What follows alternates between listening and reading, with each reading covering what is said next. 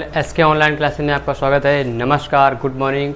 मैं पढ़ा रहा हूँ आप लोगों को विज्ञान कक्षा 9th क्लास की, और बुक है जो आपको पढ़ाई जा रही है कुमार मित्तल की, नूतन प्रकाशन की बुक है और एनसीईआरटी पैटर्न पर ही बेस्ड है। आपके पास जो एनसीईआरटी का सिलेबस होता है आपको फुल में से फुल कोर्स सिलेबस आपको बताया जाएगा, ठीक है। और आप लोगों के पास अध्याय आपके पास है 9, आपके पास बल तथा गति के नियम।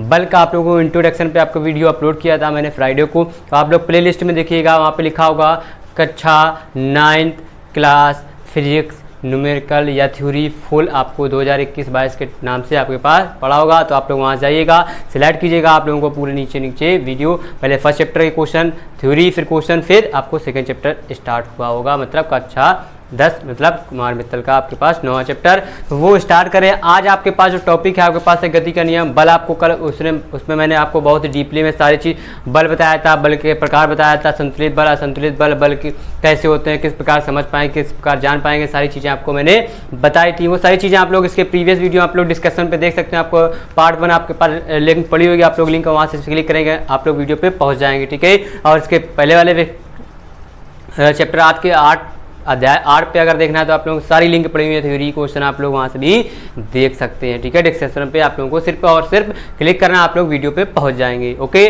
तो शुरू करते हैं। शुरू करने से पहले आप लोगों से कहना चाहूँगा कि अगर आप लोगों ने अभी भी चैनल को सब्सक्राइब नहीं किया, चैनल को सब्सक्राइब कर लिए, साथ ही साथ बेल आइकन को भी दबा दीजिएगा, जिससे आपको लेटेस्ट नोटिफिकेशन वीडियो आपके मोबाइल पर पहुँच जाए। घंटी को मतलब टनटना दीजिए, ऐसे टन टन टन, ठीक है। और देखने से पहले वीडियो को लाइक जरूर कर दीजिएगा।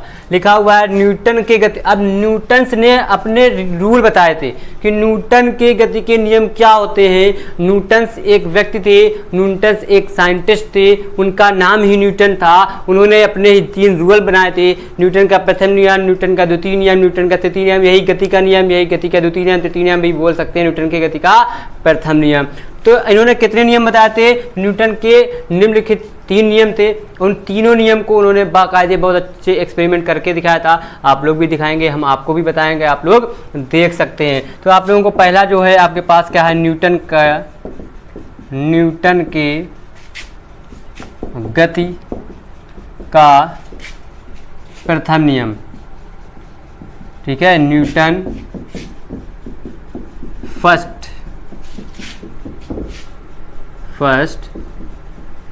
Law of motion. न्यूटन का प्रथम नियम क्या है, इसके बारे में आप लोगों को बताया जाएगा।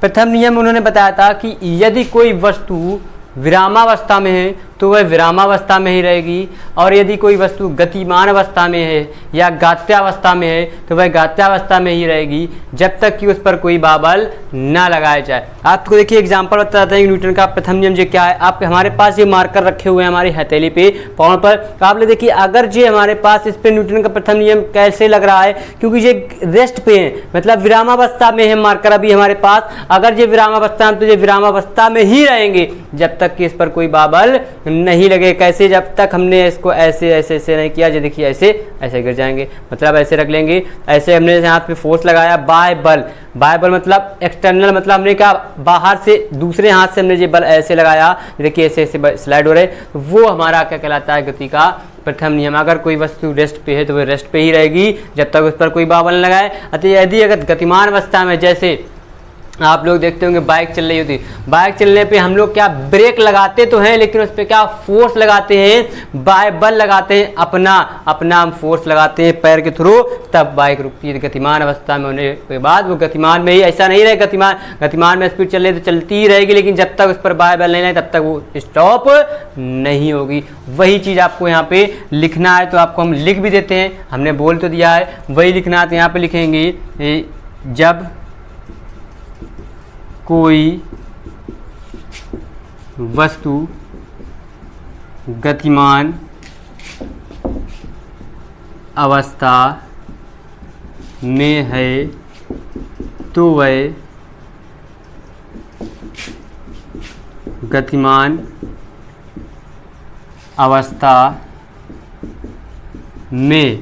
गतिमान अवस्था में ही रहेगी, तथा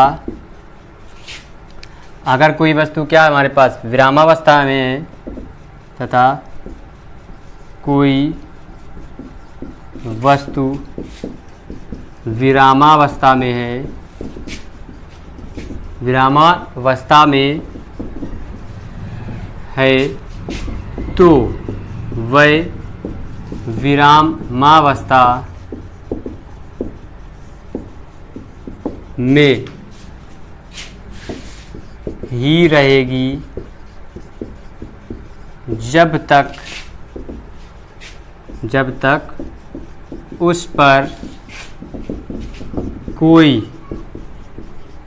बाह्य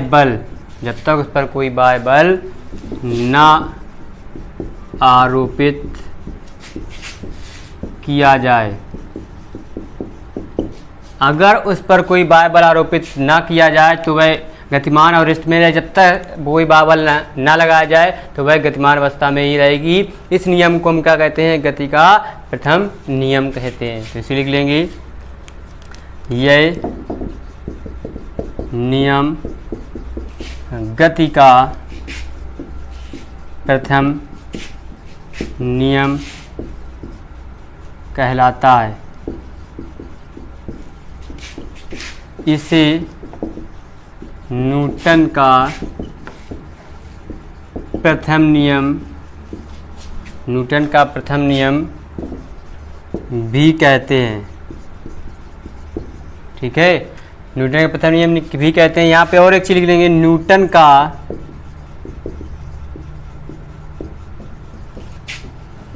प्रथम नियम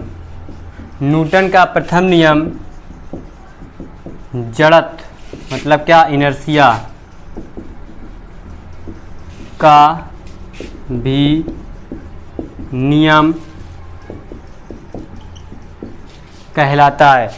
जस्ट जैसा हमारा जो न्यूटन का गति का प्रथम नियम होता है वही हमारा जड़त्व का नियम भी कहलाता है। ये आप लोगों को न्यूटन का फर्स्ट नियम बताया गया, आप लोग इसको नोट कीजिए, फिर आप लोग स्क्रीनशॉट लीजिए। फिर इसके आगे आपको बताते हैं, इसके आगे क्या बताएंगे? आप लोगों को जड़त्व बताएंगे, इनर्शिया के बारे में जानेंगे। हमारे पास इनर्शिया क्या होता है, जड़त्व क्या होता है, जिसको आप लोग जल्दी से जल्दी नोट कीजिए। फिर आगे आपको समझ में आया होगा न्यूटन का प्रथम नियम क्या होता है। आप लोग यही याद कर सकते हैं, जब कोई वस्तु अगर विरामावस्था में है तो वह विरामावस्था में ही रहेगी, यदि गतिमान अवस्था में है तो वह गतिमान अवस्था में ही रहेगी, जब तक कि उस पर कोई बाह्य बल न लगाया जाए। यह गति न्यूटन का प्रथम नियम कहलाता है या गति का प्रथम नियम कहलाता है। इस नियम को जड़त्व का नियम भी कहते हैं। जी आप लोगों के पास देखिए हमने डिफिनेशन एक बार में बोल दी, आप लोग भी ऐसे ही बिल्कुल ऐसे ही लिख सकते हैं, आगे पीछे कर सकते हैं। यदि कोई वस्तु गतिमान अवस्था में है तो गतिमान अवस्था में रहेगी, यदि कोई वस्तु गत्यावस्था में या विरामावस्था में तो विरामावस्था में रहेगी, जब तक उस पर कोई बाह्य बल न लगाया जाए तो वह गति का प्रथम नियम कहलाता है, न्यूटन का प्रथम नियम कहलाता है। इसे जड़त्व का नियम भी कहते हैं। जी हो गया, तो नोट कर लीजिए। फिर आगे बताते हैं आप लोगों को इनर्शिया।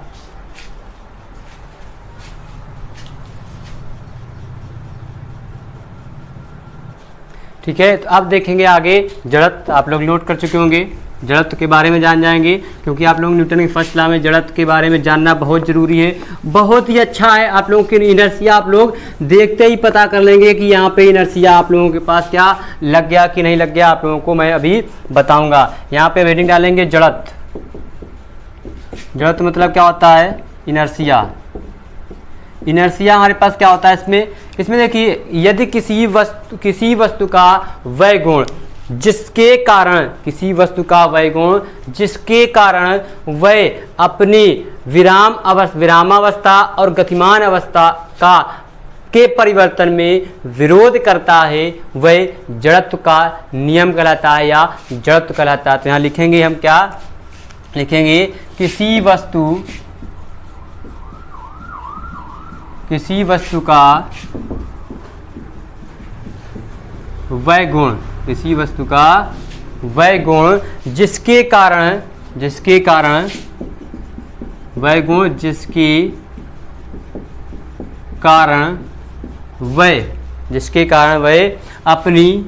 वह अपनी विरामावस्था अथवा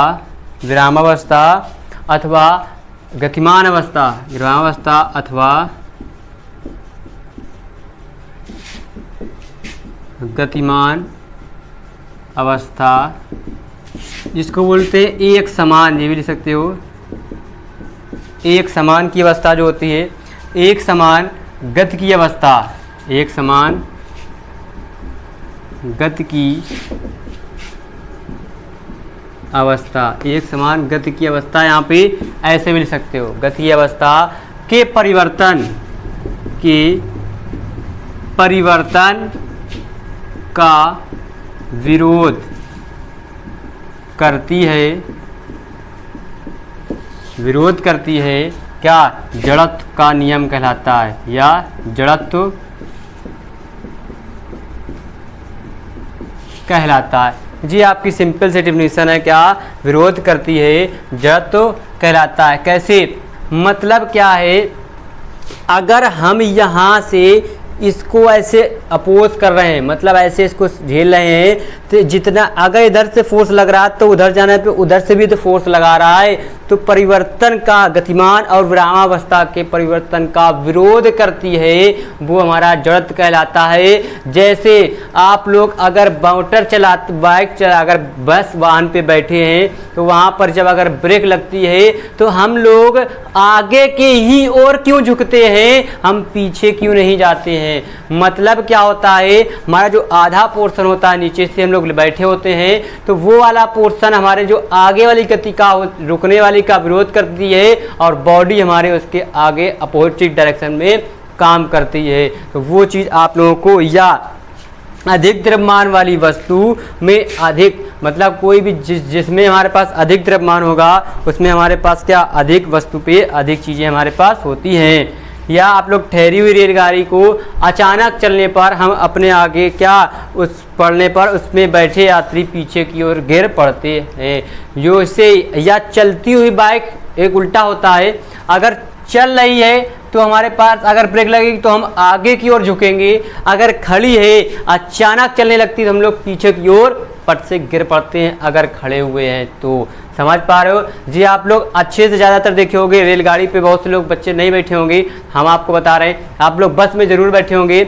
और अगर बस अगर खड़ी है, आप भी अगर खड़े सीट पे नहीं बैठे हैं, तो जैसे ही बस चलेगी तो आप आगे को न जाके पीछे की ओर जाते हैं, वहीं पे हमारा जड़त्व काम करने लगता है, वही हमारा जड़त्व कहलाता है। या आप लोग जैसे ही, क्या आप लोग दूसरा एग्जांपल, आप लोग अगर बस में बैठे हैं और बैठे होने के बाद अगर बस चल रही है, फिर उसने अगर ब्रेक मारा है तो आप पीछे की न जाके आप आगे की ओर झुक जाएंगे, वो हमारे पास क्या, जड़त्व कहलाता है। समझ पा रहे हो जी। तो आपको नॉर्मल है, एक होता है अधिक द्रव्यमान वाली वस्तु का जो वो हमारा जड़त्व होता है, क्या होता है, अधिक होता है। ठीक है, द्रव्यमान मतलब मास, जिसका मास ज़्यादा उसी का, उस पे जड़त्व हमारा ज़्यादा होता है। समझ पा रहे हो। तो यही चीज़ आप लोगों को लिखनी है यहाँ पे, जैसे में आप लोग लिख सकते हो। जैसे पहला, चलती हुई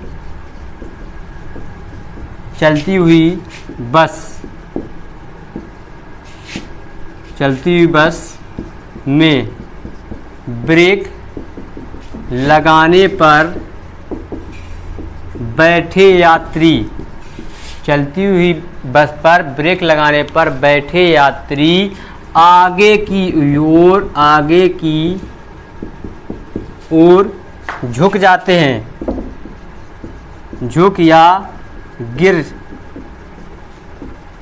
जाते हैं। ठीक, दूसरा एग्जाम्पल, क्या, रुकी हुई बस या रेलगाड़ी, रुकी हुई रेलगाड़ी अचानक चलने पर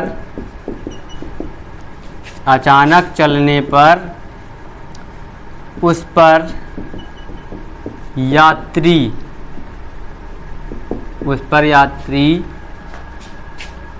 पीछे की ओर गिर पड़ता है,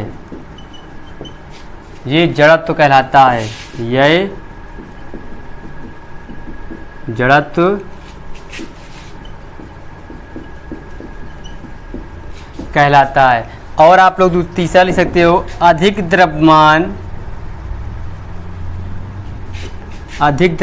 वाली वस्तु का जड़त्व भी अधिक होता है। ये भी आप लिख सकते हो। जी आप लोगों के पास 3 पॉइंट हो गए। जी आपको समझना है।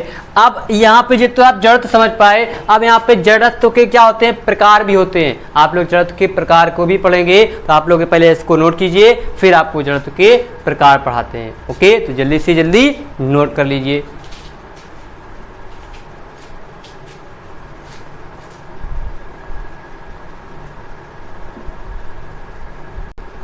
ठीक है, तो आप लोग नोट कर चुके होंगे। अब इसके आगे बताते हैं आप लोगों के पास जड़त्व के प्रकार।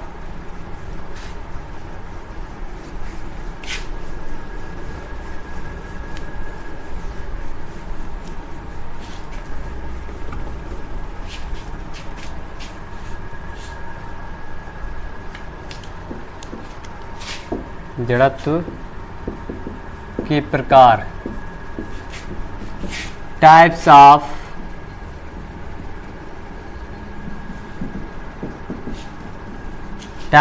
इनर्शिया। देखो जड़त्व के प्रकार जो होते हैं, जड़त्व हमारे कितने होते हैं, 3 प्रकार के होते हैं, लिख लेंगे। जड़त्व 3 प्रकार के होते हैं।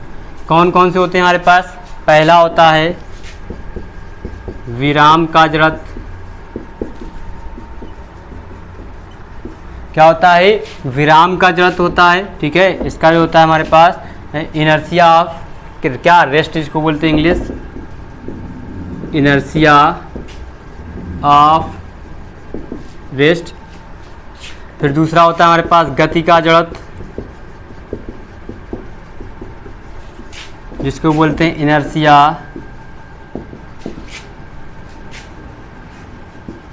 Of motion. ठीक है, इनर्शिया ऑफ मोशन। तीसरा जो होता है हमारे पास दिशा का जड़त्व होता है, दिशा का जड़त्व, जिसको बोलते हैं इनर्शिया ऑफ डायरेक्शन।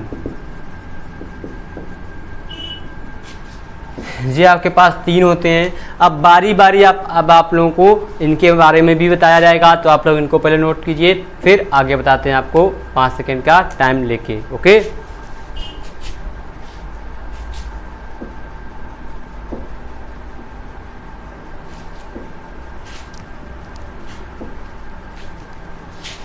ठीक है। तो अब 1 नंबर लिखेंगे।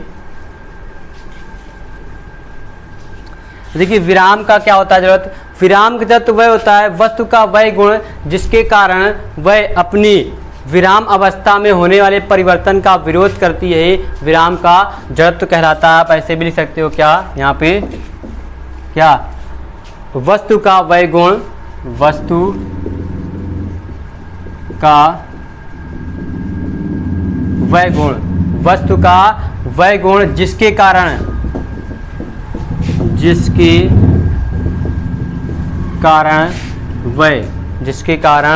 वह अपनी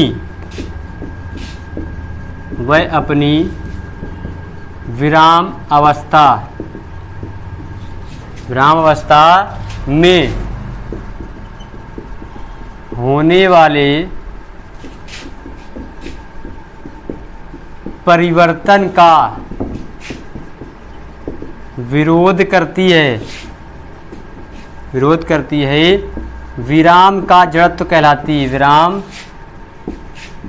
का जड़त्व कहलाती है। क्या कहलाती है? विराम का जड़त्व कहलाती है। मतलब है क्या, अपनी विरामावस्था में कोई जो परिवर्तन होता है, हम लोग जैसे रेस्ट में हैं, उस पे जो कोई परिवर्तन होता है, उस परिवर्तन का विरोध करती है, वो कहलाता है हमारा विराम का जड़त्व। जैसे हम यहाँ पे सीट पे बैठे होते हैं, हम रेस्ट पे हैं आराम से, और कोई चीज़ हमें अचानक से हिला दे जाके ब्रेक मार दिया जाता है, तो उस विराम में होने वाले परिवर्तन का विरोध जो करता है, वो विराम का जड़त्व कहलाता है। ओके, दैट्स इट, ये नोट कर लीजिए। फिर आगे आपको आता है क्या? गति का जड़त्व, इनर्शिया ऑफ मोशन, ये नोट कर लीजिए। फिर आगे बताते हैं इसका दूसरा नंबर। ठीक है, अब हेडिंग डालेंगे यहाँ पे, थोड़ा सा मार्कर चेंज कर लेते हैं।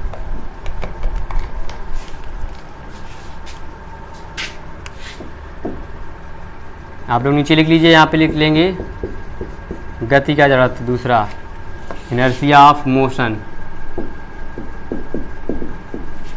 अब यहाँ पे हम इरेज कर लेते हैं। आप लोगों को देखिए यहाँ से पूरी एक लाइन से सेम ऐसे ही लिखी रहनी है, सेम टू सेम ऐसे यहाँ तक सिमिलर ही है। क्या?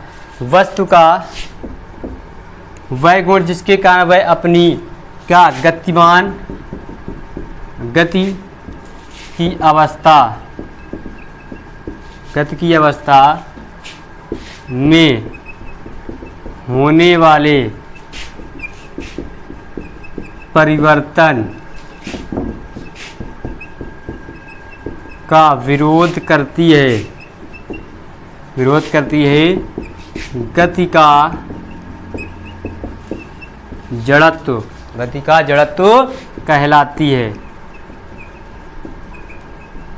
जी हो गया आपके पास क्वेश्चन, देख लीजिए कितना इजी वे में आप लोगों की डिफिनीशन बन गई। एक डिफिनीशन याद कर लीजिए, दूसरी ऑटोमेटिक तीसरी बन जाएगी। क्या? वस्तु का वह गुण जिसके कारण वह अपनी गति की अवस्था या एक समान अवस्था में होने वाले परिवर्तन का विरोध करती है, गति का जड़त्व कहलाती है। मतलब मोशन में बाइक हमारी चल रही है, अचानक से ब्रेक लगा दी तो क्या हम पीछे, अचानक से ब्रेक लगा दी तो ब्रेक लगाने के बाद पीछे एकदम की जैसे रुकेगी तो हम पीछे को ऐसे हो जाते हैं, वो हमारा क्या कहलाता है? गति का जड़त्व कहलाता है। नोट कर लिए। अब इसके आगे आपको बताते हैं, अब इसके आगे आएगा आपके पास, इसके आगे आप लोगों को देखना है क्या? गति का जड़त्व तो हो गया, अब आएगा दिशा का जड़त्व। थर्ड नंबर आपके पास हेडिंग आएगी दिशा का जड़त्व। नोट कर चुके होंगे आप लोग। क्या? Inertia of direction, inertia of direction में अब देखिए इसमें सेम टू सेम वही रहेगी, पूरी डिफिनीशन वही रहेगी, होने वाले परिवर्तन का विरोध करती है। अब बस यहाँ पे आप लोगों को क्या लिखना है? क्या? दिशा की अवस्था या दिशा में होने वाले, जिस दिशा में होने वाले ये लिख सकते हैं, और यहाँ से बस इतना इरेज कर देंगे। अपनी दिशा में होने वाले परिवर्तन का विरोध करती है, दिशा का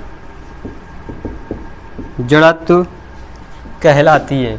ये हो गई आपके पास सारी डिफिनीशनें। आपको दिशा आप लोगों ने पढ़ा न्यूटन का प्रथम नियम पूरा पढ़ लिया, जड़त्व पढ़ा, जड़त्व का नियम पढ़ा, जड़त्व के प्रकार पढ़े, प्रकार भी आप लोगों को सारे बता दिए गए। तो इस वीडियो में आप लोगों को सिर्फ इतना ही, आपको न्यूटन का फर्स्ट लॉ पूरा डीपली बताया गया। आगे नेक्स्ट वीडियो में आपको न्यूटन का सेकेंड लॉ बताया जाएगा। तो आप लोगों को कैसा लगा आप लोग कमेंट करके जरूर बताइएगा। और ज़्यादा से ज़्यादा क्या आप लोग भाई बहनों और क्या जितने भी स्टूडेंट सब SK ऑनलाइन क्लासेस के फैमिली मेंबर्स हैं, सबसे ये रिक्वेस्ट है कि आप ज़्यादा से ज़्यादा इसको शेयर कीजिए और वीडियो को लाइक कीजिए और चैनल को सब्सक्राइब भी कीजिए। साथ ही साथ बेल आइकन मतलब घंटी को भी दबा दीजिएगा, जिससे आपको लेटेस्ट नोटिफिकेशन वीडियो आपके मोबाइल पर पहुंच जाएगी। ठीक है, तो कल फिर मुलाकात होगी। बाय बाय, नमस्कार, टाटा।